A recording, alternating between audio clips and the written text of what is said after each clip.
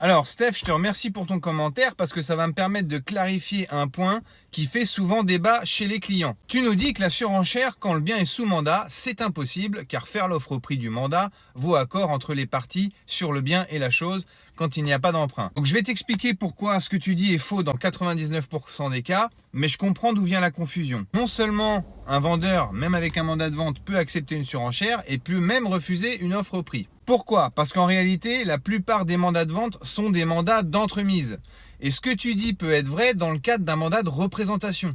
Ça veut dire, un mandat de représentation, c'est quand le vendeur donne pouvoir à l'agent immobilier pour signer, pour accepter l'offre à sa place et donc orienter les clients tout de suite vers une signature de compromis et de promesses.